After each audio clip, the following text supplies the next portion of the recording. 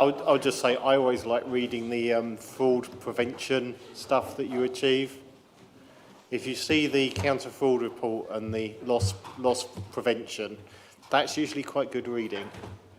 So when you if you stop one right to buy fraud, it's a big, it could easily be £250,000.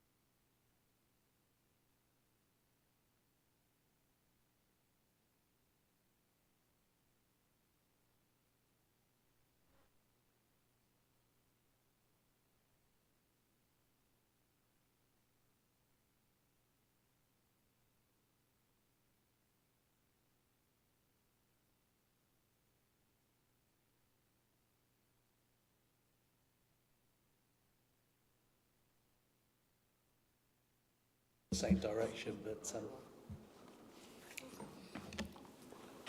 yeah, no, we don't want penalties, do we? Oh. Good.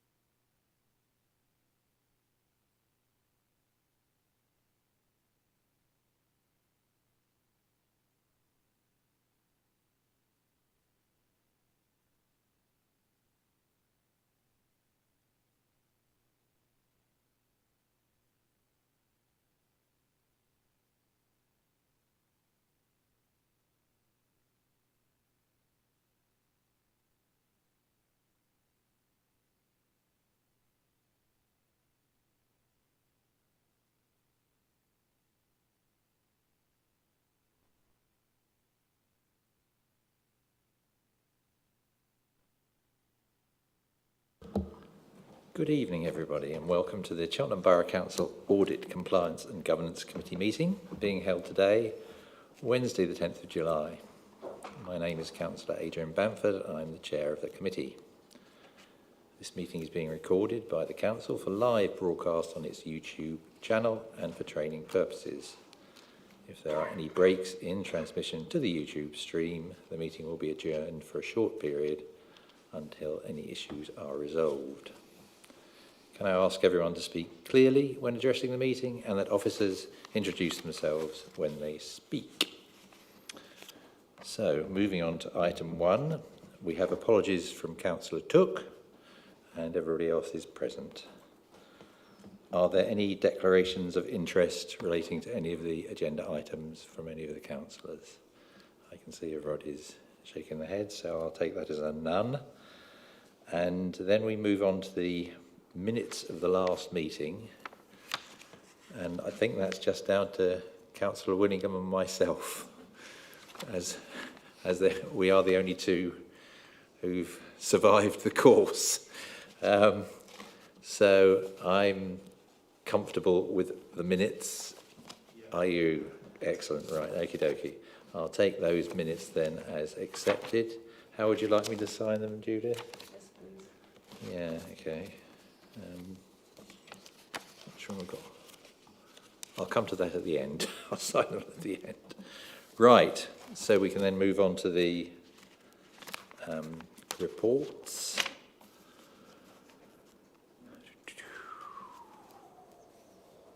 And first of all, sorry, public and member questions. I don't think there are any, are there? No, there are none. So we can move on to the main reports. And we start with the internal audit report for 23-24. And I'll ask Jana to introduce that report. Thank you, Chair. So, yes, my name's Jana Mistry and I'm the Principal Auditor with SWAP Internal Audit Services. What I've got here today is the Council's annual internal audit opinion for 23-24. Basically, we're offering a low reasonable assurance this year. Mainly the reasons behind that are there are 3 limited assurance audits that we've identified this year, those being the Grants Income Administration one, the Section 106 process and the SIL governance review that we've done. Essentially, that's really all I wanted to really say. It's all in the report, so I'm happy to take questions.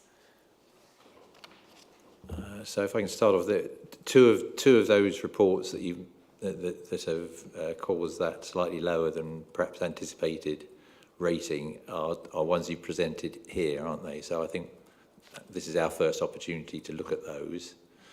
The one about grant income, I think we'll take as processed, if that's okay. But we do need to have a look at those two separately. And there's also the issue, I think, that Tracy's joined us to this evening, and we might want to also consider the matter we talked about last time, which Councillor Winningham raised. So I think, can we take the SIL and the S106 reports first, and then we'll come on to that, and then Tracy can go to watch the football. No, I'm sure Tracy can go home, where we all love to be. So can we first of all consider the which one comes first?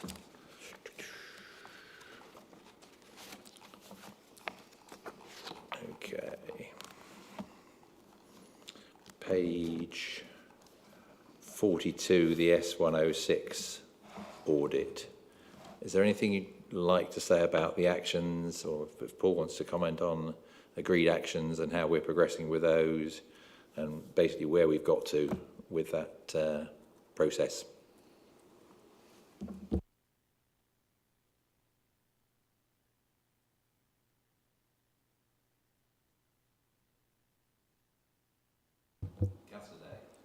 Hi, it's my first meeting, so apologies if this is, just tell me if this is too much detail for this committee.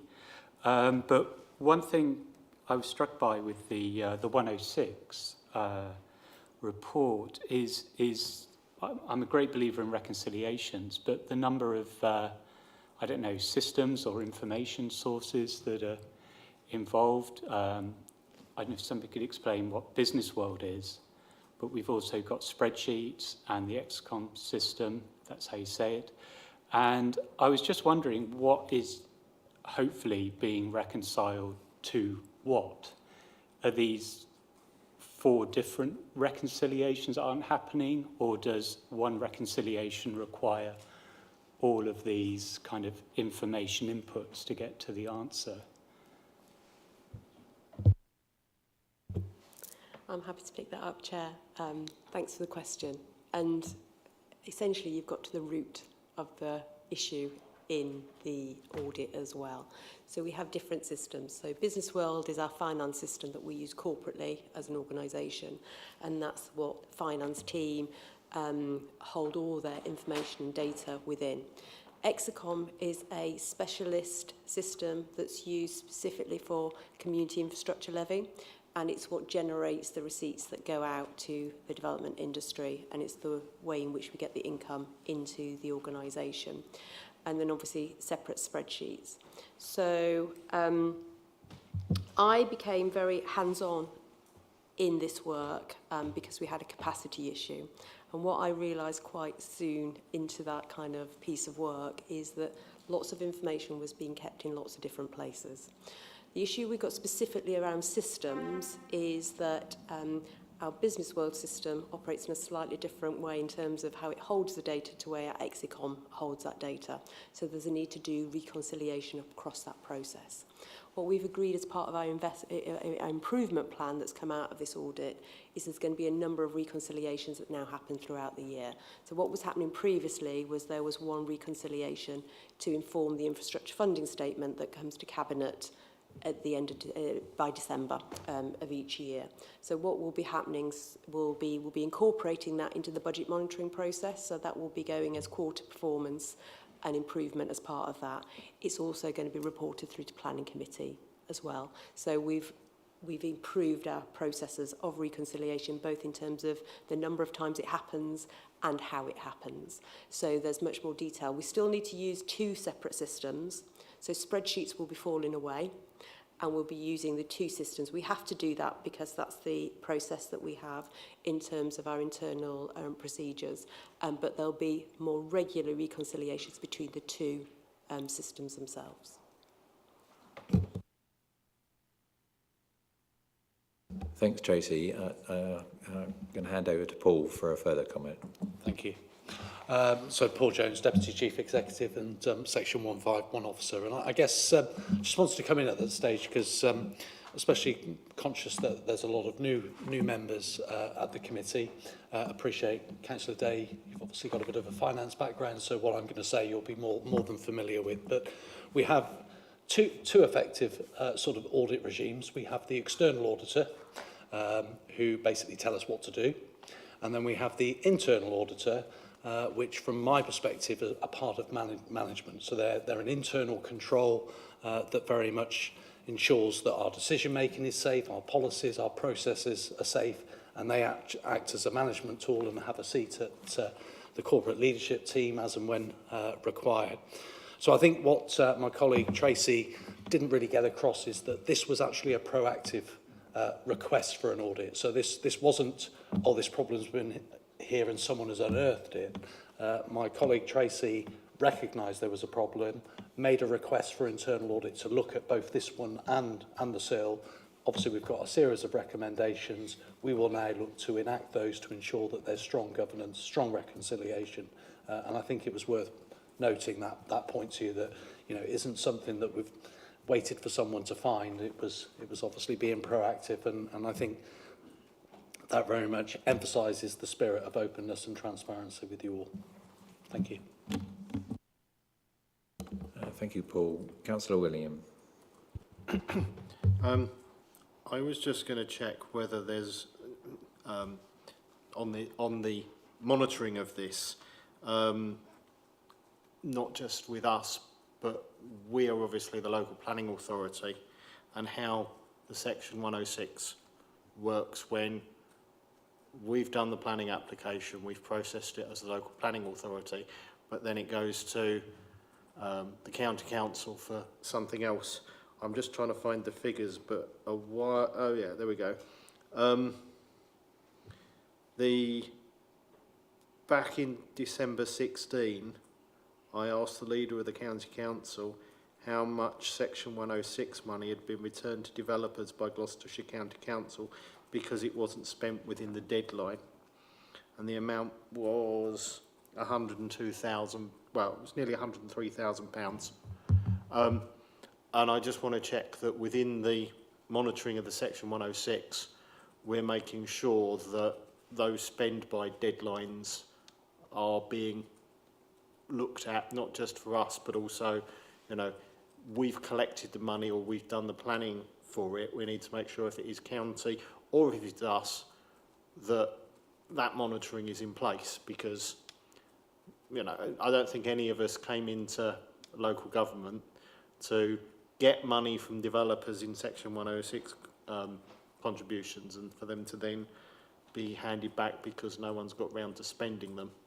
And if you think that's bad, Bristol handed back millions. I think they forgot to build a bridge and then handed back millions of pounds to a developer. So I think it's really important that we look at this, but it's making sure it's spent and also spent where it should be spent, and that the monitoring on the timetable for spend is there, because you can't go through a procurement process in short time. And certainly we've had stuff in St Peter's that's, I think it's only just been spent, and it was collected before I was elected.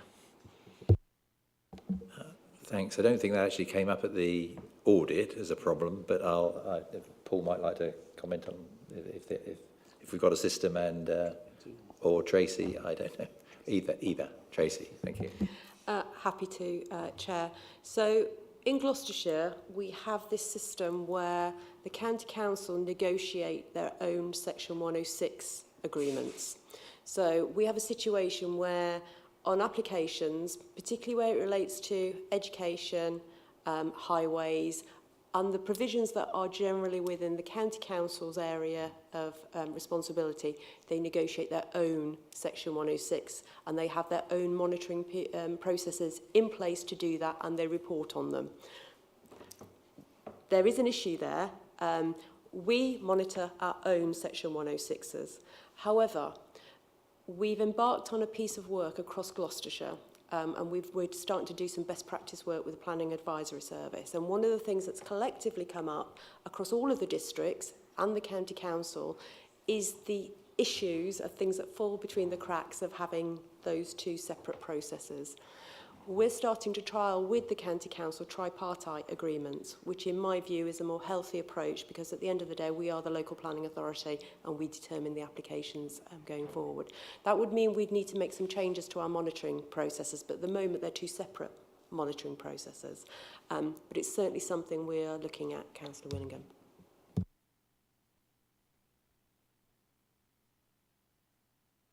Okie dokie. Are there any other questions on these, specifically on these two audits, first of all?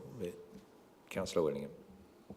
I guess coming back again with SIL and the Section 106, obviously, if I've understood the law correctly, as a local planning authority, we collect the SIL, and then the big ticket items, highways and what have you, if that money is going into infrastructure, it has to be spent by the County Council, but they're not statutory, what's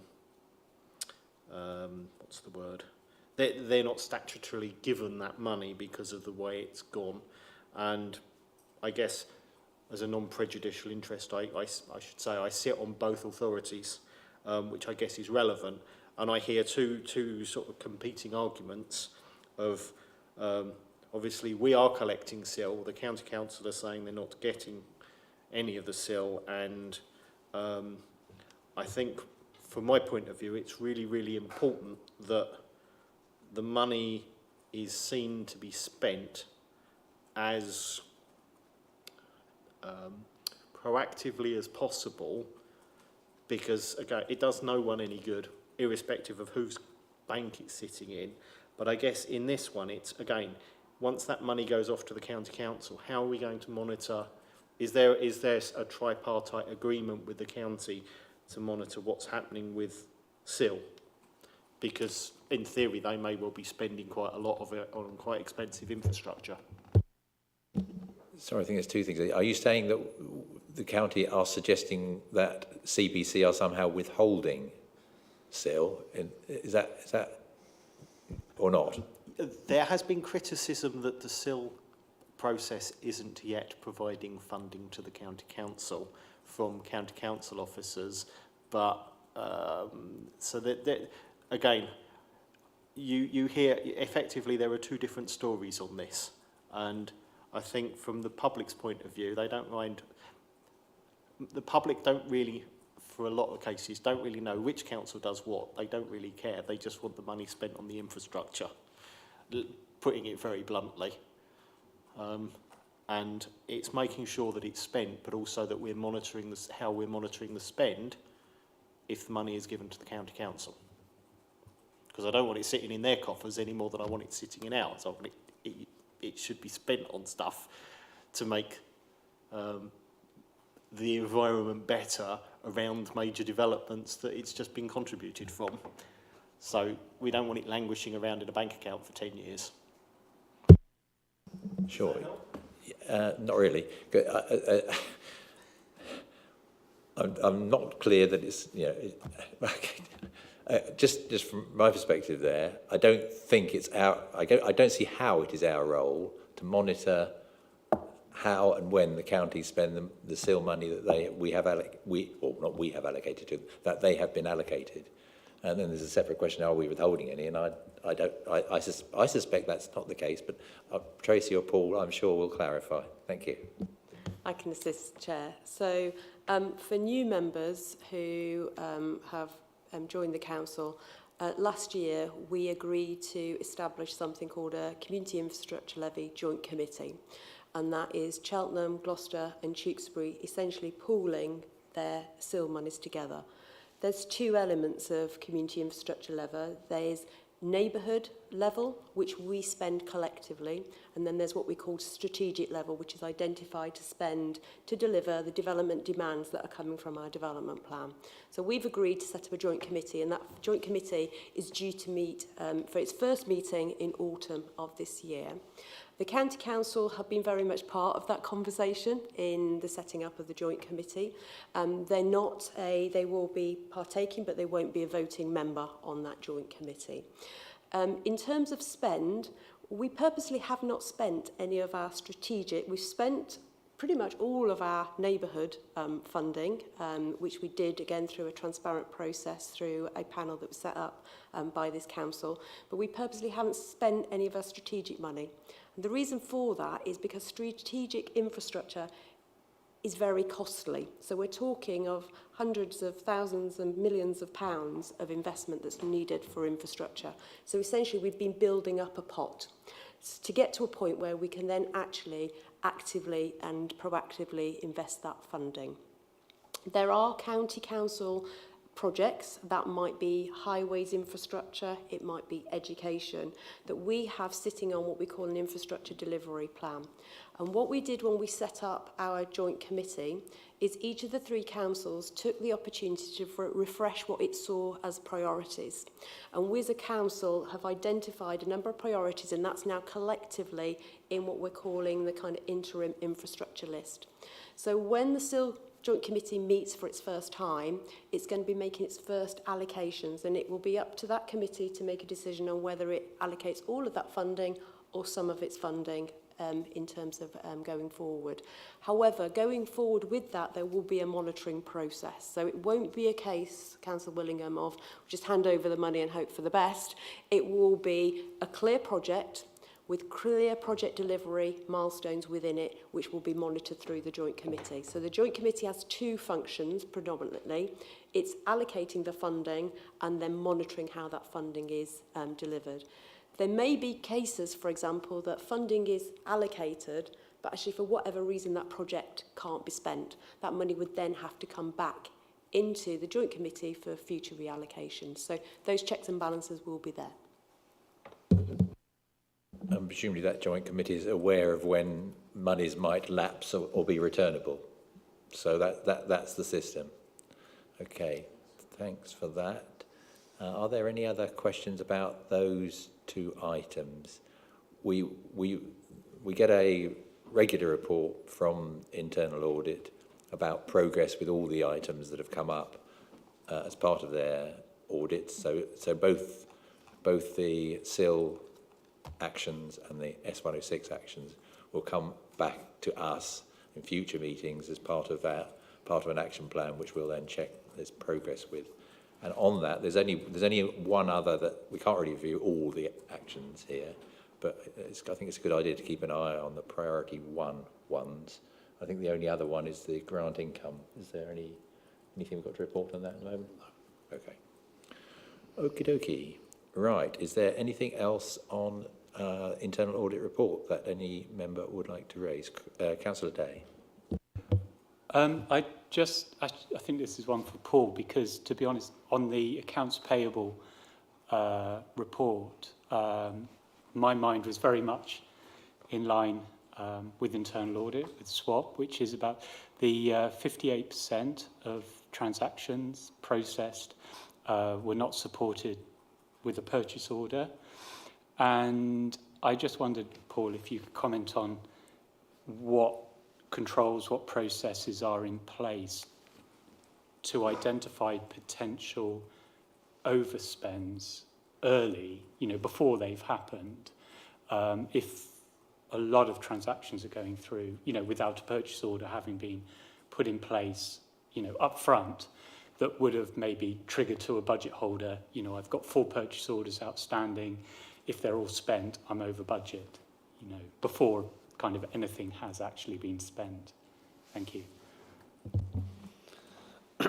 So the system that we operate here at Cheltenham Borough Council is one of devolved budgetary management. So we have a centralised finance team, but within that finance team there's a dedicated business partner accountant that supports each part of the business. So those business partner accountants will sit down with service managers on a regular basis, at least monthly, to go through budgets.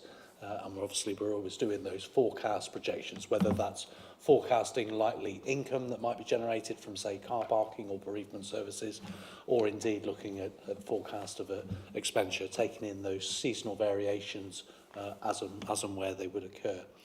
We also have a regular update to the leadership team on finance in terms of, and we predominantly look at any variances that are in excess of 50,000. So we're not looking at variances of less than that. So we can very much focus on the big ticket items. A regular budget monitoring report as part of the financial review rules does go through to the executive, the cabinet. So that goes through quarterly. So we are being open and transparent in terms of our budgetary position 4 quarters of the year, and obviously in about a week's time there will be the formal outturn report that will come to full council. I would love to be in a position where we have, and we've tried to implement in principle, a no PO, no pay policy, but the very nature of some of the payments that we make, whether it's grant recipients or I'm trying to think, some maybe our housing benefit sort of recipients, it's just not possible to have that throughout and would become really, really ineffective. There are a significant number of invoices that are actually value-wise less than £100, and so it's trying to get that efficient. But I can assure you that if we're doing a windows and doors replacement across our whole housing stock, that would not be paid without a purchase order. Councillor William. So the final one is the outstanding planning action from, what was it? It's the ID 382, which is the planning enforcement. Now, I think due to me pestering the Cabinet with a written question, it's now in the forward plan with a decision due on the 24th of September by Cabinet, with the process saying that the draft has already been reviewed by the Cabinet Member for Customer and Regulatory Services, and a members' round table discussion will be undertaken before Cabinet to hear the views. I guess the 2 questions are we now on schedule for that action to be, that rather long overdue action to be resolved at Cabinet on the 24th of September? And given we're now in the school holiday period, or coming up to that very closely, are we going to make sure that there is meaningful member consultation on it over the summer to get into the Cabinet report in time? because otherwise there's a risk that this well overdue thing is going to slip even further. And I think almost all of us have got planning enforcement issues in the wards that we represent, so it is actually something that's quite important to members and in fact members of the public across the town. So it's just checking it's on schedule, really, that this will resolve it and it's on schedule. Okay, I guess probably that's down to you, Tracy. Is that something that's likely to get to September Cabinet? Yeah, and I think if I may, just take the opportunity to kind of explain why we're at the timing that we are at. New members may not be aware, but we've had a bit of a kind of resourcing crisis in planning. And during the period of the time of this, I think we've had 4 heads of planning. And I think that kind of illustrates the kind of challenge that we've had.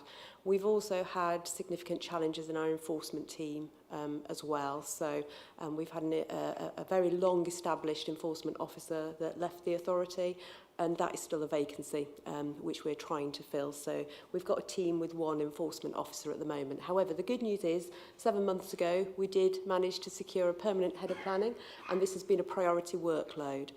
So we did approve the draft through the previous portfolio holder, but then obviously we moved into election time, and I think from a courtesy perspective we're just refreshing the enforcement plan with a new portfolio member.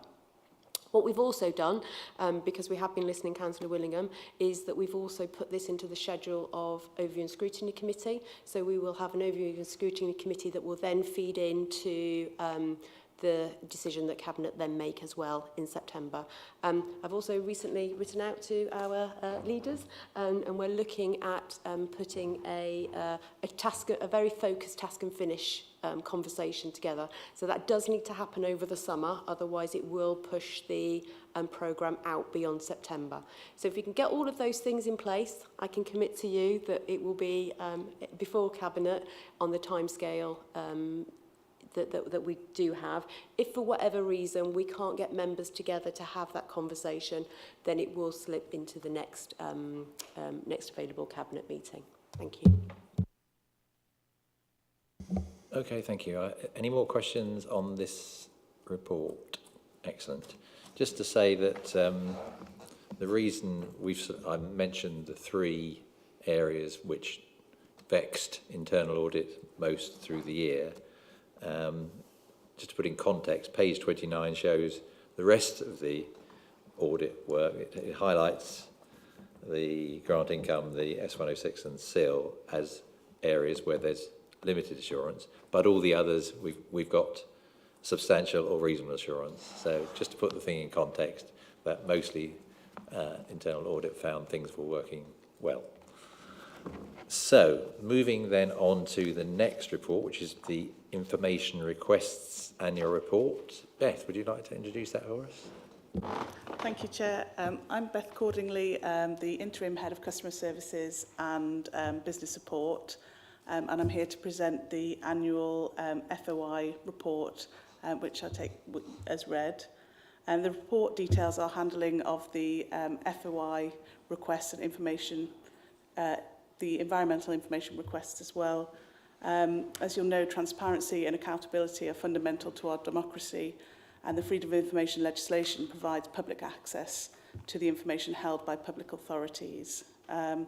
This year we've handled 1,024 requests, which is actually 88% higher than last year. And we have still maintained our standards and responded to 91% of them within the 20-day time limit.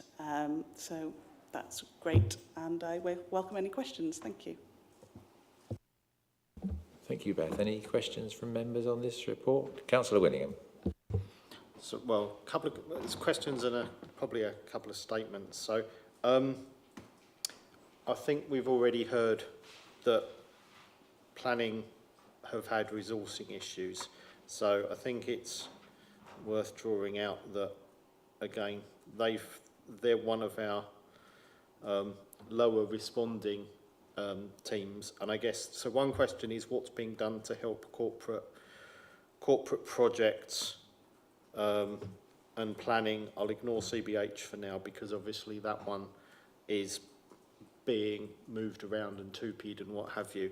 So the first question is what's being done for those. The second question is about how we make sure, obviously, members are not a public authority for the purposes of FOI, and it's how we make sure that that's made clear to people, because ultimately if our correspondence with officers is, but obviously some of what we hold isn't, and making that clear. And the final one is, I know Cabinet colleagues have had questions about things that are may well be described as conspiracy theories to do with 5G masts and what have you. And I wondered whether there's been an uptick in FOIs related to things that could be described as conspiracy theories and otherwise sort of vexatious questions, and how is that being dealt with to, if someone's asking the same thing every week or every 2 weeks, and or things that are just outside of the remit, whether that's being managed, because clearly they've caused enough problems here and at Gloucester that we've had to look at our security arrangements, and obviously if they're causing workflow problems for staff, that's something that I hope is being managed. Okay, thanks, Councillor Wellingham. Yeah, I suppose one question: if it's 88% more, do we know why that is? And particularly relating to Councillor Willingham's question, is it something to do with conspiracy theories, or is it something else? In terms of the areas for the council that haven't done well, as David said, we've heard about the issues in planning.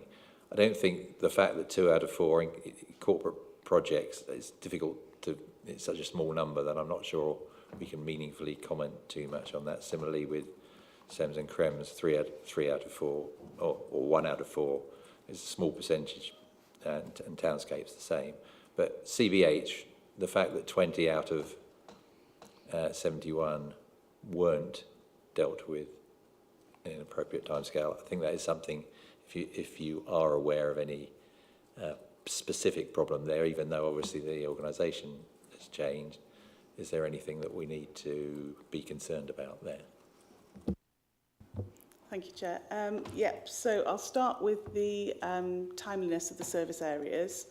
So I agree that this year, again, we've seen that planning comes out top of that table. What I would say is that since the new head of planning has been in post, there has been a significant improvement in the timeliness. So I wouldn't say that that's an issue anymore, and hopefully next year we won't see them at the top again. With regards to corporate, I agree with you that they're such a low number, it's not really a worry. But with CBH, that timeliness issue was actually around Q3, and they had we work in partnership with an FOI officer over there, and that person left their role, and they'd been in post for quite a long time.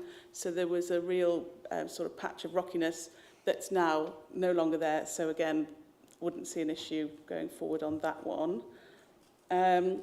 With regards to the reason of increase in requests, the answer is yes, there is one particular reason. And this year, and it started in April, so it was very much this financial year, we saw one company bypass CON29 searches and paying for them, and using the environmental information regulations to request information from us. So that one company requested made about 100 requests within a month, which that I then took the action to refuse them all on the grounds of cost and unreasonable, excessive requests. And we had to sort of work out what would be reasonable. So we now allow that company 20 requests a month. So that one company, including that 100, have made about 300 requests in the last year. So yes, that is the reason. So going forward, they won't request more than 20 a month. But unfortunately, under the environmental information regulations, we have to provide that information. If it had been under the information regulations, we could refer them to the paid route. But under EIR, we can't do that. So that's why we have to accept those requests. So then moving on to members not being subject to FOI, that's right as well, but it also is the blurred lines. When are you working on council behalf? So anything you do on behalf of the council or in your duties for the council is FOI-able. So I think the important thing is that the members and that the FOI team know that, so that we can really look at, when we get requests in, we can refuse them as soon as possible if then they are about non-council business.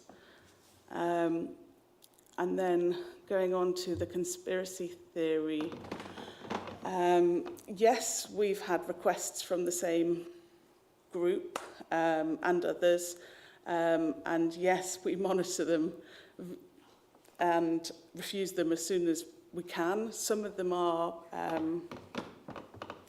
requests that we have to answer, but as soon as we see a pattern, we see vexatious behaviour, we refuse them on the grounds of vexatious behaviour, and then they are hopefully no longer troublesome. But yes, we monitor them, and we have a group that we keep an eye on. So, thank you. Can I Thanks, just Beth. come back with one question? Yeah, Councillor Winningham. I'm not sure whether it's for you or for Beth. Given the EIR doesn't have this ability to refuse if the information is payable, and there's someone that's found this loophole, is it worth raising this with the local government, I'll put my teeth in, the local government association, to request that they lobby for that loophole to be closed, if that's possible? I know that the government will have a whole lot of things that they wanted to do yesterday, but it does seem, if that's causing us a problem, it's probably causing a whole host of local authorities a problem, and the LGA, or if there's another representative body, it does seem worth possibly trying to close that loophole, because ultimately they're taking away public resources as something that they should be paying for by the sounds of it. Well, I suppose that is a consideration. I mean, 360 isn't a huge number. I'm mindful of the ones we used to get in the Hospitals Trust, but and I don't know how much staff time we're talking about. If that is magnified over every local authority in the country, that and this particular organisation is using that in some way for financial gain, then certainly we should take it up. But have you got any more information? When the company in question made the significant number, we worked with One Legal, and at that point, no other authorities in the area had had the same burden, and it is a local company. The problem is, for me, it doesn't. One company's doing it. A lot of other solicitor companies might say that's a really good way to get around doing these Con 29 searches, and it could become a burden. So I think, I can definitely explore routes to perhaps with the ICO and see if there's anything they can do to change the legislation there. Thanks. That's very helpful. Anything else from anybody on this item? Yeah, Councillor Hall. Yeah, I was just curious with regard to the freedom of information requests, how that compares to other authorities of similar size. Do we know? That's not something I know, actually. I can come back to you on that one, have a look. But I know, the one thing I do know is from speaking to Claire Hughes, is that Stroud had also seen an increase in requests in the last year. So, although I don't know their figures, but I can certainly get those and send them over to you, no problem. Okay, thanks everybody. Let's move on then to item 7, which is the risk register. And I think Paul's going to introduce this one. Thank you, Chair. Yeah, so in the absence of my colleagues, I think I might have the next couple. So for the benefit, again, of new members, the Corporate Risk Register summarises the Council's corporate risk profile as at the 30th of June 2024. And following member feedback from this committee, the register has changed format and now details risk movements since the last formal report, enabling you as members to track CBC's risk profile. Following the transfer of Cheltenham Borough Homes into the Council as of last Monday, the 1st of July, a full review of the risk management policy will be undertaken and a proposed updated policy will be presented to this committee in September. We will also be emailing members of this committee for feedback to incorporate within that review. So at the present time, you can see our top 4 risks are medium-term financial strategy, prioritisation of capital resources, Swindon Road Depot and the Golden Valley development are number 1 priority. There are 2 new corporate risks which have been added to the register, and these are prioritisation of capital resources and Petersfield Hub. The 1 corporate risk which has been removed relates to the airport, as that's now being managed as an issue due to the sale process. I'm happy to take any questions, but I probably will caveat that with anything detailed I might need to come back with a written response. So thank you. Thanks, Paul. Just for my own interest, what's the Petersfield Hub issue?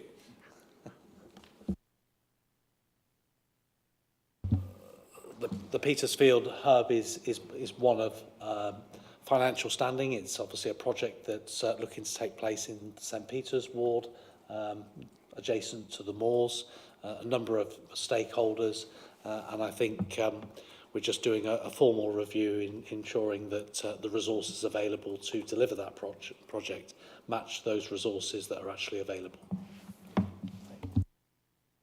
Any questions from members for Paul? Councillor Day. I think it was just to add to the as one of the ward councillors for the Petersfield Hub, obviously the risks in there to the council, the financial ones, are obviously well documented. I think the risks of non-delivery to the community probably aren't captured in that, and that's not the document for it, but certainly to myself and Councillor Atherstone and the community we represent, the delivery of this project is really, really important as tackling one area of substantial deprivation statistically in the council area. So in some ways I'm glad to see it's on there, and I just think it's really important that people understand it, and I'm sure if my other members want to get up to speed on it, that officers will be happy to give them further information. Thank you. Councillor Day. Yeah, it's just really a quick question, hopefully. I just wondered how a brand new kind of risk or emerging risk in practice would be identified and assessed for inclusion on the register. I mean, I've seen just loads of different activities and processes and things that are constantly ongoing, but I just wondered what kind of brings it all together that would mean it ended up here on this register. Paul. Okay, so I think first of all, obviously there's 2 formats. There's the leadership team who will be horizon scanning everything that's going on. We'll obviously be matching that against the cabinet and therefore the council's corporate priorities. And then there's also the sort of corporate governance team that will also be looking at the risk profile. So I think to a certain extent, risks are only there if they're identified. So, you know, I'd like to think that this is an exhaustive list, but I'm sure members here could probably identify a risk that's not on here. I always remember many, many years ago when I was part of what was called Go7. It predated what is now Publica. It was a shared service between 7 local authorities. And for those that are up to speed on Publica, you'll note that it's 4 local authorities. So the one risk is why on earth did you call it Go7 and not identify a risk that actually you could lose 3 members along the way. So I guess, you know, it's very much regular review, identifying the resources. And I think it's also worth sort of emphasising that this is very much about the appetite and what would happen if no controls were in place. So I am, you know, if we look at the medium-term financial strategy, this is not a red amber to say we're in financial distress and we're about to go into bankruptcy. It's basically giving prior notice that if we don't act upon that, then that is the risk that could happen. Thanks. Anything else from members on this? If I could just make a couple of observations, really. I mean, the under 2.7, these are the areas where, well, I'm sure give Rowena headaches every night. And I think as councillors, we have to all be very mindful of all of those to ensure that the authority works as well as it has done for the last 2 years, going forward for the next 2, 3 or 4 years. They are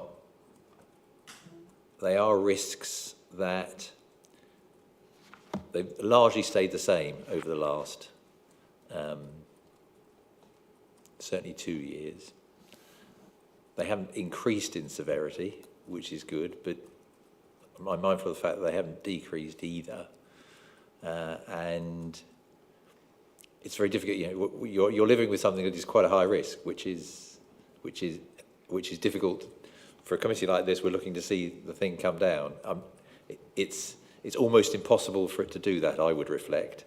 You know, whatever fantastic actions Paul and his team were able to take, whatever the cabinet were able to do, those risks will almost certainly be there this time next year as well. So we've got to be mindful of them, but aware that it's not necessarily a criticism of anybody, that they are there and they are what they are. It's good that, actually, if you look at the first 2 pages, nothing has gone up and 3 have come down, so that's better than the other way around. I would note that there's a review date on virtually all of them of the 30th of September this year. Does that mean we can be extremely busy around that time, or is it best to review the review dates, perhaps? If you look at I think, as I said to Councillor Day, these risks are being reviewed constantly. I mean, so we'll I think the 30th of September just recognises that some of us might take a holiday in August.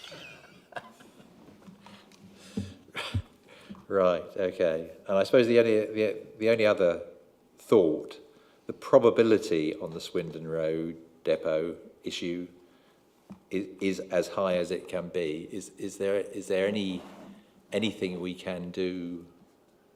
I mean, is that a given, or is there anything we should be planning to do to try and get that probability down? But again, sorry, the risk is, if we don't do something, then it is high probability. So obviously the measures that will be put in place is to identify new sites, and all of that work is obviously taking place in the background.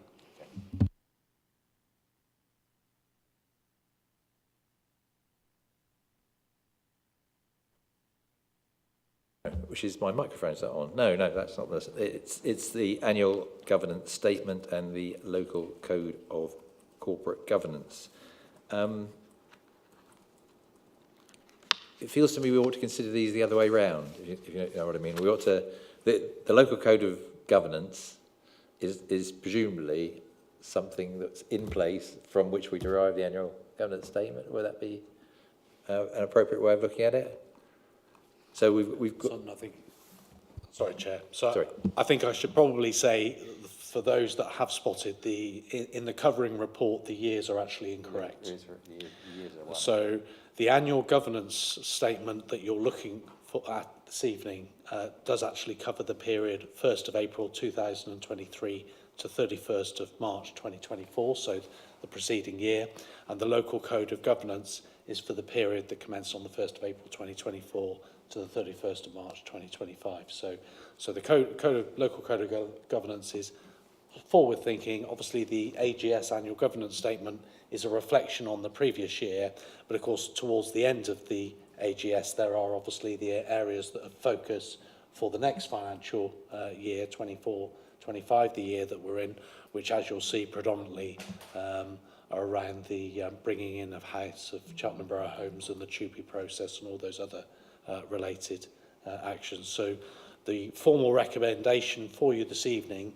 is that the Audit, Compliance and Governance Committee approves the draft 2023-24 Annual Governance Statement and the 24-25 Local Code of Corporate Governance. Yeah, thanks. Sorry, I was slightly confused. I picked up the thing about the years being out. I'd always thought of the code being something that was of a particular date rather than for a particular year, i.e. that if we were considering this is the code to adopt today, it would be the code of July 2024 rather than for the financial year. But I mean, I'm not sure that's a hugely material difference. And if that's the resolution we want to take, I'm quite happy with that. Right, okay. Any member questions for Paul on either the code or the annual governance statement?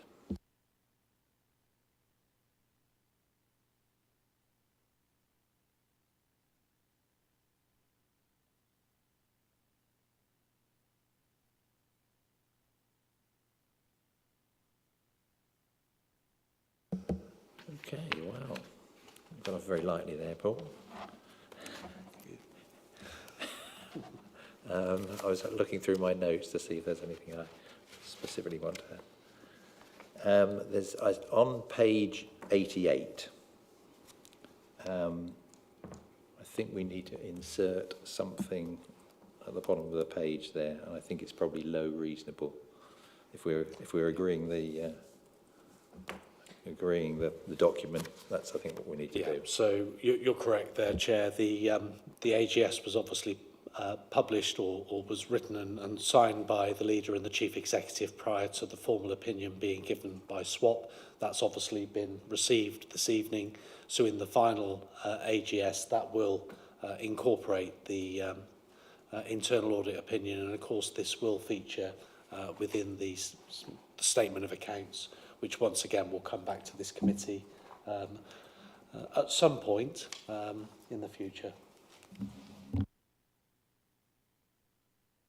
Yeah, okie dokie, thanks very much. And in terms of our training, as of earlier, I think that this diagram at the very end of the local code is quite a useful one for working out precisely where we fit in the organisation.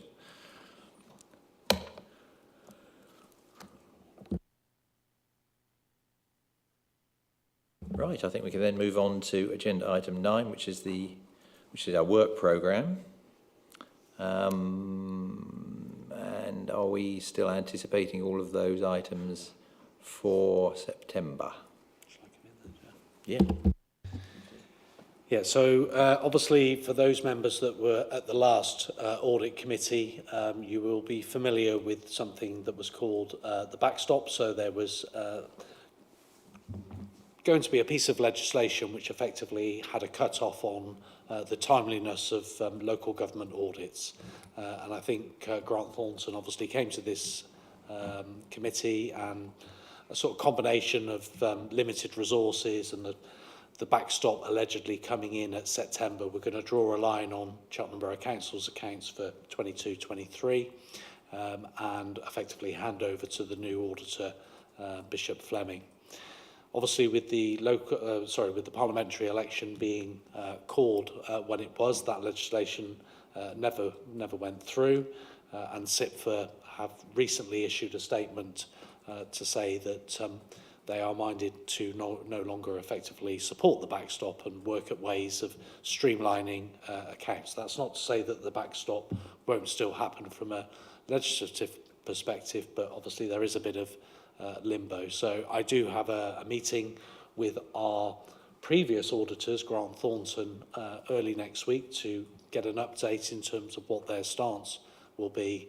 But with all of that going on, I think I can say with some confidence that we will not be receiving an audit findings report at our next meeting. So I think it's the draft accounts have been published. They are on our website. They are waiting to be audited. But as I said, from that perspective, basically the ISA 260 will not be coming in September. And obviously, in respect to the statement of accounts, I think that's unlikely to be coming forward as well. So did Grant Thornton conclude their value for money work as they anticipated? Yes, that was concluded and signed off by this committee. Right. Okay. So they've done the value for money for 22, 23, 21, 22, 22, 23, but our accounts for 22, 23 are still drafts, so they're unaudited, and obviously our accounts for 23, 24 are also due to be audited. But both set of accounts were published by the statutory deadline of May in each year.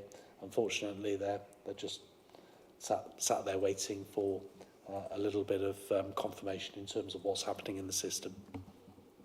So I thought that they were, because of the backstop situation, they were planning to conclude their value for money work also on 23, 24. Did I get that wrong? The value for money for 23, 24 will come under the remit of our new auditor, Bishop Fleming. Okay, right, good. Just know where you stand, isn't it? Right, no, that's excellent. Right, I think that concludes our main business. Oh no, I apologize. There is a further item to consider, and that is that at our last meeting, we had an exempt session, and we have some exempt minutes, therefore, to consider today. And again, as David and I were the only two people here, I think providing David's happy, I'm happy with them, we can sign those off as correct minutes, Judith.